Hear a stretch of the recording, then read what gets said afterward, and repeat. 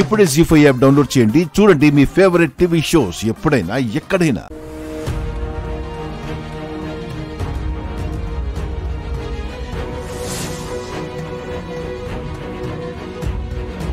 నేను చెప్పిన ప్లాన్ ప్రకారం వేదవతి నెత్తి మీద పూలకుండి పడేటట్టు చేశారు.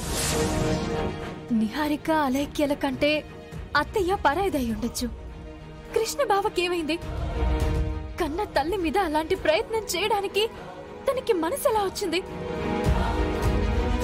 వారి మాటలు గుర్తుకొస్తుంటేనే తట్టుకోలేకపోతున్నాను.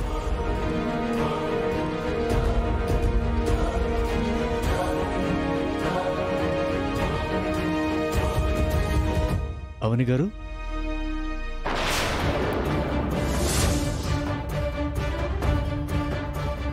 మీరు నన్ను గుర్తుపట్టారా? గుర్తుకు రావడం లేదు. నేనండి, చరణ్ని.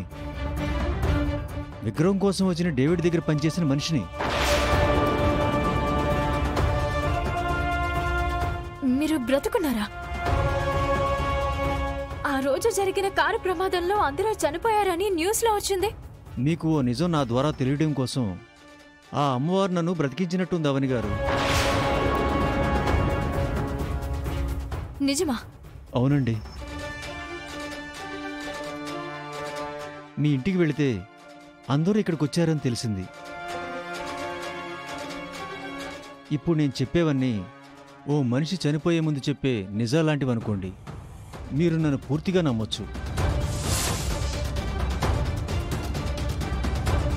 వచ్చిందెవరు? తనతో రహస్యంగా ఏం మాట్లాడుతుంది? నిహారిక ఎలాంటిదో మీకు తెలుసు. నిహారిక చేసిన దుర్మార్గాల గురించి మీకు చెప్పాలని వచ్చాను. అలేఖ్య, నువ్వు అమ్మవారి దగ్గరికి వెళ్ళు. నేను ఇప్పుడే వస్తాను. సరే అక్క. మీ అక్కగారి పాపను కిడ్నాప్ చేయించింది ఎవరో కాదు, నిహారిక.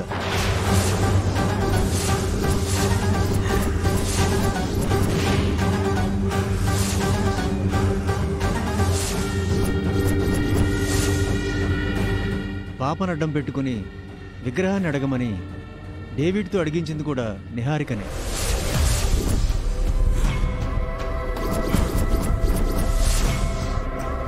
కాలరుద్రతో విగ్రహాలను మార్పించింది కూడా నిహారికనే.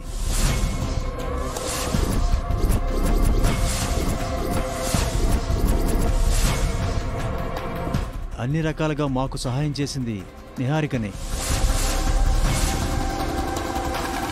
కానీ మా వల్ల మీకు చాలా నష్టం జరిగింది.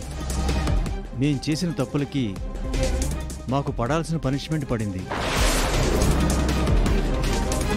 నేను ఎప్పుడు చనిపోతానో తెలీదు. చనిపోయే ముందు మీకు ఈ నిజాలు చెప్పేయాలని వచ్చాను.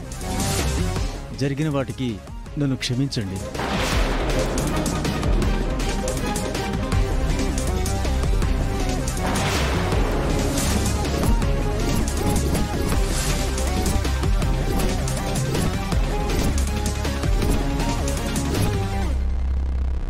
నిహారిక నన్ను ఇక్కడ చూసిందంటే చంపడానికి ప్లాన్ చేస్తుంది. మీకు చెప్పాల్సినవన్నీ చెప్పాను. ఇక నేను బయలుదేరుతాను. ఈ చరణ్ గాడు చావలేదా?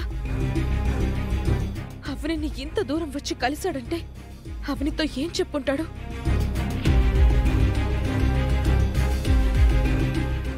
జీ5 యాప్ డౌన్లోడ్ చేసి అన్ని ఎపిసోడ్స్ పూర్తి ఉచితంగా చూడండి.